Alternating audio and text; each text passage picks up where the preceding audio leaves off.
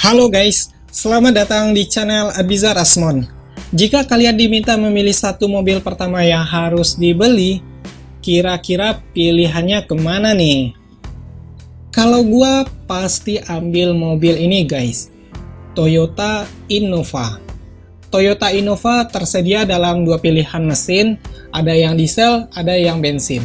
Transmisinya ada yang manual, ada yang matic. Untuk variannya ada yang seri G sebagai varian paling terjangkau, varian V untuk menengah, hingga Venturer sebagai kasta tertinggi. Untuk Kijang Innova seri G dan V tersedia dalam 4 pilihan warna, ada yang super white, ada yang silver metallic, ada yang dark grey mica metallic, dan attitude black. Sedangkan Venturer ada 6 pilihan warna. Di samping 4 warna yang gua sebutin barusan, tambahannya Pantene Brown dan Red Mica Metallic. Nah, untuk unit yang ada di hadapan kita kali ini adalah Toyota Innova V Matic 2000 cc bensin, warnanya Dark Grey Mica Metallic. Mungkin karena kita sudah sering lihat mobil ini berkeliaran di jalanan, desainnya sudah tidak aneh, tidak asing bagi kita semuanya. Jadi gua juga nggak terlalu banyak komplain tentang desain seperti ini guys. Jujur aja gue suka dengan desain dari Innova ini, walaupun mobilnya diluncurkan 2015 atau 2016 ya kalau nggak salah. Di tahun 2022 ini masih enak untuk dilihat. Kombinasi antara cat bodi dan krom-kromannya ditata oleh Toyota dengan sangat baik. Lampu utamanya sudah LED proyektor dikombinasikan dengan lampu kuning. Lampu kuning ini bukan tanpa alasan guys. Menurut gua, nggak semua lampu mobil harus LED warna putih. Kalau lagi hujan, lewat hutan, atau kondisi jalanan yang minus cahaya, rasanya lebih berguna kalau kita menggunakan lampu yang berwarna kuning. Dia bisa nembus kabut guys. Idealnya, emang harus dikombinasikan sih antara LED putih dengan lampu kuning, sehingga mobilnya bisa digunakan dalam segala kondisi, segala situasi. Untuk fog lampnya ditempatkan di bagian bawah sisi bumper, lampu sennya halogen, ada sensor parkir juga di sini. Ground clearance-nya ideal dengan segala kondisi jalanan di Indonesia saat ini. Dah lah, pokoknya gua nggak ada kritik untuk bagian depannya ini guys. Beralih ke sisi samping kanan, dengan dimensi mobil panjang 4735 mm, lebarnya 1830 mm, dan tingginya 1795 mm, ukuran ban Bridgestone Ecopia dari bawaan dari pabrik ini rasanya kekecilan guys. Ya, menurut gua pribadi nih ya guys, Innova menggunakan ban Bridgestone Ecopia, ukurannya 205/65 ring 16. Kalau seandainya mereka naikin satu ukuran lagi, pasti semakin sempurna si mobil ini. Di samping itu dia juga sudah menggunakan velg two-tone ring 16. Artinya mobil ini makin bertambah sporty. Di awal-awal peluncurannya dulu belum pakai two-tone, tapi di tahun 2022 karena tuntutan pasar, si Toyota sudah memberikan velg two-tone di mobil ini guys. Rem depannya cakram, di bagian sisi bawahnya polos aja, nggak ada ala-ala body kit kayak di kasta tertinggi Venturer. Ban belakangnya juga menggunakan Bridgestone Ecopia, ukurannya 205/65 ring 16. Ya agak kekecilan sih ya. Kalau mereka naikin satu step, oke lah. Pasti mobil ini semakin seimbang untuk dilihat guys.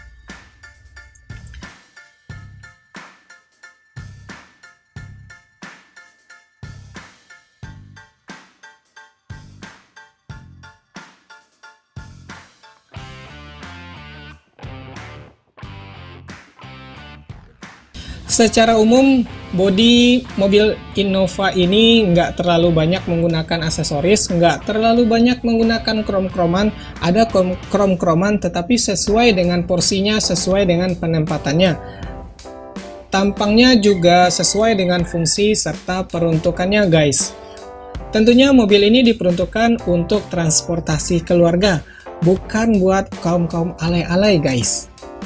Di bagian belakang sudah ada real defogger penolak sihir, penolak embun maksud gua, hehehe. Seluruh varian sudah ada spoiler dari seri G, seri V, dan kasta tertingginya, bawaan dari pabrik. Ada sensor parkirnya juga, tersedia kamera parkir, dan lampu halogen di seluruh bagian belakang. Di sini dicantumin emblem Innova V 2.0. 2.0 ini adalah kode mesin guys, artinya 2000 cc bensin. Dan kalau kalian melihat di jalanan 2.4 berarti itu mesinnya diesel turbo 2400 cc. Untuk ban serapnya ditaruh di bawah tanpa cover seperti yang kalian lihat itu. Idealnya ban serap Innova harusnya ditaruh di dalam bagasi biar nggak gampang kotor. Mengingat Innova ini adalah mobil keluarga segala medan, pasti sering diajak ke lumpur, pasti diajak ke segala kondisi yang pastinya akan menuntut kalian harus lebih sering membersihkan mobil. Knalpotnya nongol sedikit, sebaiknya Toyota nambahin sarung knalpot biar semakin gagah ya, ukurannya jadi semakin besar. Kalau kecil seperti itu rasanya kayak ada yang kurang sih. Eksterior itu aja sih guys. Sekarang kita lihat bagian dalamnya ya. Kesan pertama gua saat buka pintunya cukup berat. Material pintunya dari plastik, sebagian dilapisi piano black dan bahan fabric di sini. Gagang pintu di atas power windows-nya dilapisi chrome. Di bagian bawah ada cup holder dan sebuah speaker standar. Di pilar pintunya sudah ada tweeter. Dipastikan kualitas suaranya jauh lebih baik. Dashboard Innova pastinya kalian sudah tahu ya, desain seperti daun dari kanan ke kiri. Dashboard Innova seri G, V, dan Venturer sama aja. Yang berbeda paling cuma fitur dan sisipan teknologinya aja sih guys. Untuk Innova Matic bensin ini saat ini merujuk ke websitenya si Toyota, mereka menjual 428 jutaan, tapi masih menggunakan kunci konvensional buat nyalain mesinnya. 400 jutaan pakai kunci konvensional ya? Gua rasa harganya kemahalan tanpa adanya tombol startup engine yang sudah bisa kalian dapatkan di mobil-mobil 200 jutaan. Fitur lainnya standar aja sih. Di dashboard ada desain kayu dari kanan hingga ke kiri. Bukan kayu asli guys, tapi bagus sih, menambah kemewahan di dalam mobil. Innova V harga 428 juta, joknya belum elektrik. Jadi mungkin maksudnya biar otot kita masih bekerja dengan maksimal guys. Bahan joknya dari fabric. Tadi saat gua coba duduk cukup nyaman. Posisinya pas di punggung, headrestnya bisa diatur naik turun sesuai dengan kebutuhan. Konsol tengahnya didominasi warna piano black, ada cup holder juga buat naruh kopi atau botol minuman. Pilihan mode pengendaraannya tersedia Eco Mode dan Power Mode. Ada laci kecil juga buat naruh kartu, buat naruh ponsel. AC-nya sudah digital, dan sebuah head unit 9 inch.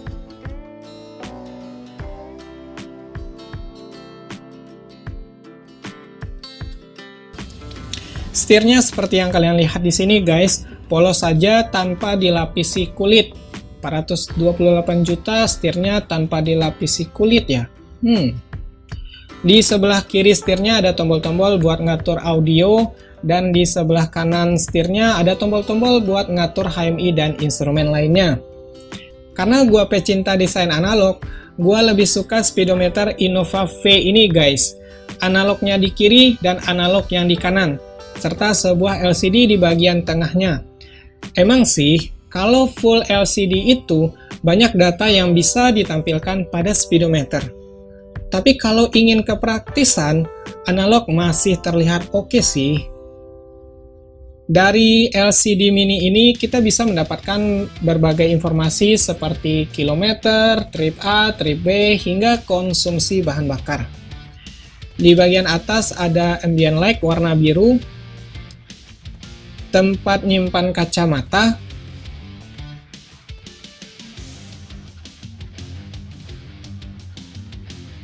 dan lampu baca warna kuning. Lampu baca ini seharusnya LED putih ya. Poin ini mestinya harus ditingkatkan Toyota di mobil berikutnya. Ya, mudah-mudahan ya. Nah, terus yang menarik di sini ada ambient light-nya. Jadi makin mewah di interiornya. Cermin tengahnya juga sudah ada vanity mirror biar nggak silau pada saat ada lampu mobil di belakang. Di baris kedua, pintunya pada saat kita buka tutup berat. Bagian dalam pintu sama dengan di depan, dari plastik semua, dikombinasikan dengan piano black dan bahan fabric warna coklat. Bagian bawah pintunya ada cup holder dan sebuah speaker standar. Space kaki di jok baris kedua pastinya lega banget. Joknya terbuat dari bahan fabric juga, cukup empuk.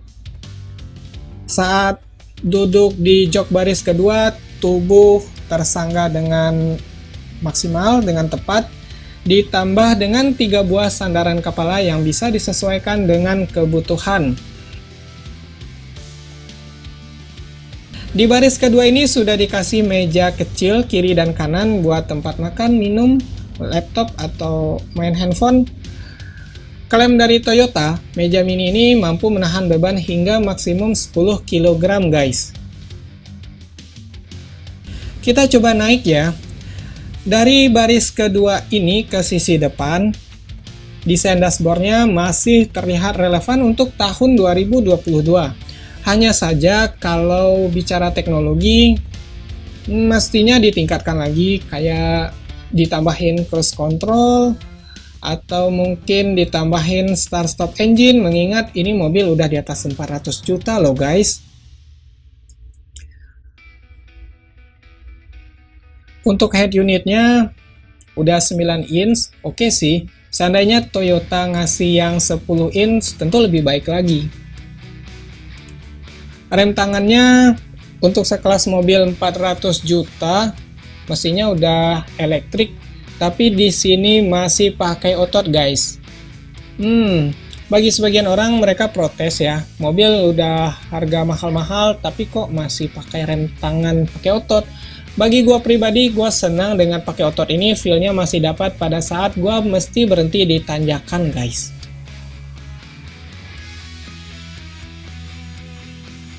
Head unit baris kedua ditempatkan di sisi tengah.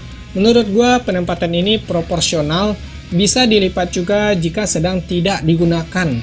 Tapi ada minusnya penempatan di sini guys. Kalau seandainya kesenggol sama orang atau kesenggol sama anak-anak, tentunya lebih gampang patah. Di bagian bawah konsol penyimpanan terdapat power outlet 12 volt DC.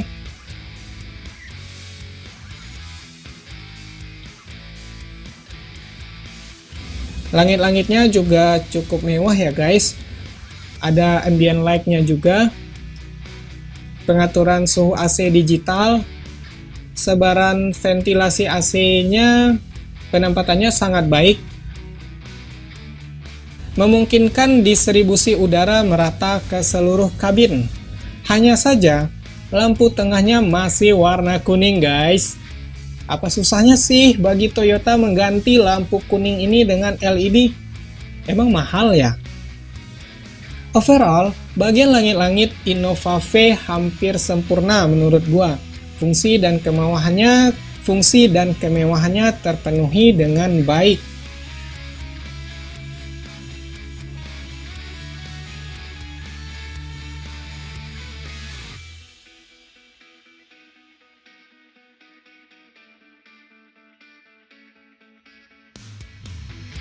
Beralih ke jok baris ketiga, pastinya cukup lega mengingat mobil ini panjang guys, besar. 2 penumpang dengan tinggi 175 cm duduk di baris ketiga masih cukup nyaman kok guys. Selanjutnya kita lihat ruang mesinnya guys. Saat kap mesinnya diangkat, ternyata berat juga ya. Ini menandakan kalau plat yang digunakan cukup tebal, bukan abal-abal. Tapi sayangnya, tidak ada peredamnya guys. Mobil di atas 400 jutaan, mesin 2000 cc yang getar ya, pastinya getar, nggak dikasih peredam. Hello Toyota. Ruang mesinnya seperti ini guys, seperti yang kalian lihat. Sebagai orang yang bekerja di bidang panel listrik dan kontrol, menurut gua penempatan selang-selang pipa-pipa di ruang mesin ini kurang rapi. Oke, kalau di industri atau pabrik ya, selang, pipa, kabel-kabel listrik, instalasinya, kabel-kabel instrumen, semuanya diatur serapi mungkin untuk memudahkan pada saat perawatan guys. Kalau kabel-kabel listrik pastinya ada traynya, nggak boleh asal lewat. Nah, di mobil ini selang pipa-pipanya di jumper-jumper gitu guys. Dia mengambil jalur paling singkat sehingga instalasinya terlihat jadi kurang rapi.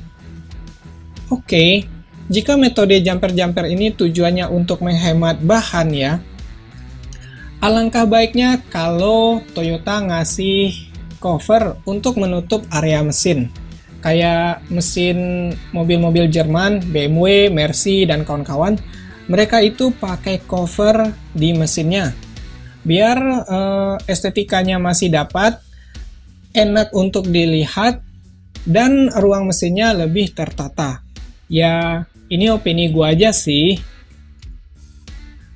Mobil ini menggunakan mesin dengan kode 1TR FE 4 silinder segaris full injection 1990 cc, biasanya digenapin jadi 2000 cc kalau orang nyebutnya, 16 valve DOHC dengan dual VVT-i. Daya maksimumnya 139 PS pada 5600 rpm dan torsi maksimumnya diklaim 18,7 kg/m pada 4000 rpm guys.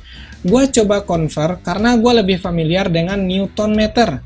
18,7 kg/m itu sekitar 183-an Newton meter pada 4000 rpm guys.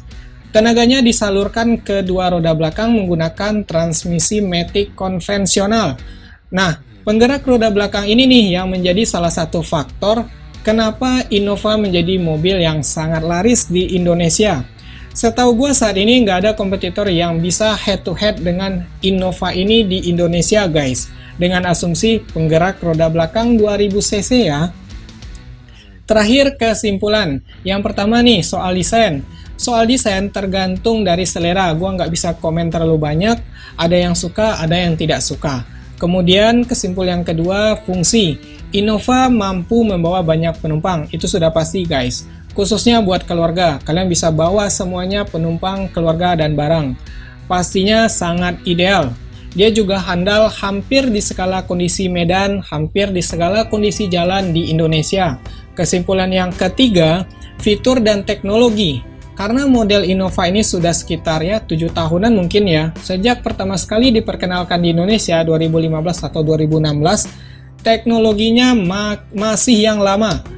Nggak ada cruise control, head unitnya cuma 9 inch, speakernya standar, di saat mobil-mobil Korea lainnya yang beredar di Indonesia saat ini, hari ini, dengan harga 300 jutaan sudah menggunakan speaker Bose loh guys. Ditambah mobil ini nggak ada start-stop engine, harga 428 juta, gua rasa agak kemahalan sih. Sorry ya Toyota ya.